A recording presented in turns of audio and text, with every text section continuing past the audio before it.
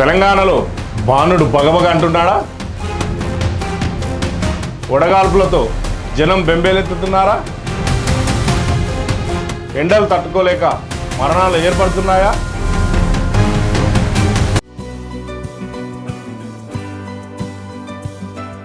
నమస్తే, మీరు చూస్తున్న యువతరంగం. ఇది సమాజాంతరంగం. నేను మీ సిద్ధు గౌడ్. యువతరంగం ఛానల్ని ఆదరిస్తున్న ప్రేక్షకులందరికీ ప్రత్యేకమైన ధన్యవాదాలు. మరింత మంది సబ్స్క్రైబ్ చేసి మా ఛానల్కు కొనంత అండగా మీ బలాన్ని అందించండి. మీ అభిప్రాయాన్ని కామెంట్ రూపంలో తెలియజేయండి. మే 2 తెలంగాణ రాష్ట్రంలో రికార్డు స్థాయిలో ఉష్ణోగ్రతలు మండుతున్నాయి. నిజామాబాద్ జిల్లా మొండోరలో 46 డిగ్రీల రికార్డెడ్ స్థాయిలో ఎండలు మండినాయి. నిజానికి 46 డిగ్రీల ఎండలకు జనం తట్టుకోలేని పరిస్థితి ఏర్పడింది. ఈ ఎండాకాలం 50కి వెళ్తే కనుక జనాల ప్రాణాలు గాల్లో కలిసిపోవడం ఖాయం. నిజానికి తెలంగాణలోని 12 జిల్లాల్లో 45 డిగ్రీలు దాటినటువంటి ఉష్ణోగ్రత కనిపిస్తుంది. జనం ఆ ఉక్కపోతకు తట్టుకోలేక దవాఖానల పాలవుతున్నారు. ఈ వడగాళ్ళు తట్టుకోలేక 6 మరణించారు. అంటే ఈ ఎండాకాలం మే మొదట్లోనే ఇలా ఉంటే మే మొత్తం ఎలా ఉంటుంది, జూన్ మొదటి వారం వరకు ఎలా ఉంటుంది అని చెప్పి జనం ఆందోళన చెందుతున్నారు. అయ్యో, ఈ వడగాడుపులతో బయటికి వెళ్ళలేము, ఇంట్లో ఉండలేము, బతకగలమా అని చెప్పి ఆందోళన చెందుతున్నారు. మరి ఈ ఎండలు ఇంతగానం మండడానికి గల కారణం ఏంటంటే మనం మన పర్యావరణాన్ని ఖరాబ్ చేసుకోవడమే, మనం మన పర్యావరణానికి ముప్పుగా మారడమే. మన చేతలు ఏవైతే ఉన్నాయో, మన కార్యక్రమాలు ఏవైతే ఉన్నాయో అవే మన పర్యావరణానికి కొంప ముంచుతున్నాయి. వాహనాలను అధికంగా వాడుతున్నాం. దీనివల్ల పర్యావరణానికి ముప్పు ఏర్పడి టెంపరేచర్ అనేది అధికంగా ప్రతిసారి పెరిగిపోవడం జరుగుతుంది. ఈ టెంపరేచర్ పెరిగిపోవడం వల్ల ఎస్పెషల్లీ వృద్ధులు, చిన్నపిల్లలు చాలా ఇబ్బంది పడేటువంటి అవకాశం ఉంది. అందుకే ఈ ఎండాకాలంలో చిన్నపిల్లల పట్ల, వృద్ధుల పట్ల కాస్త శ్రద్ధ పెట్టండి.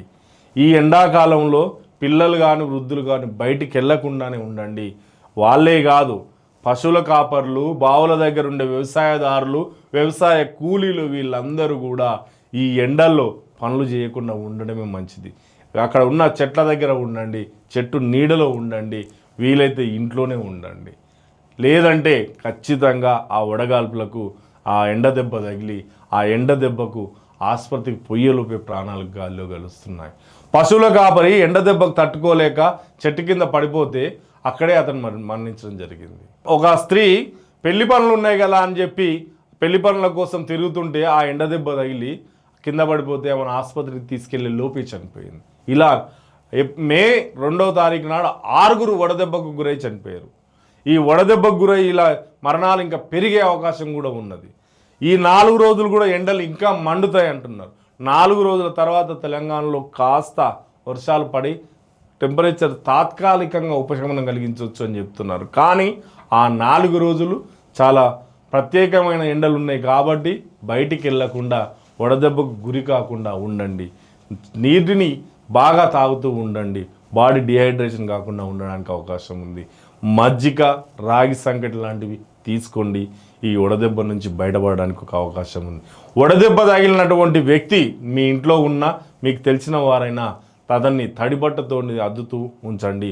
ఆ బాడీని తడిబట్టతో అద్దుతూ ఉండడం వల్ల బాడీ కాస్త కూలై అతనికి ప్రాణంకి ముప్పు వాటిల్లకుండా ఒక అవకాశం ఏర్పడేటువంటి అవకాశం ఉంది.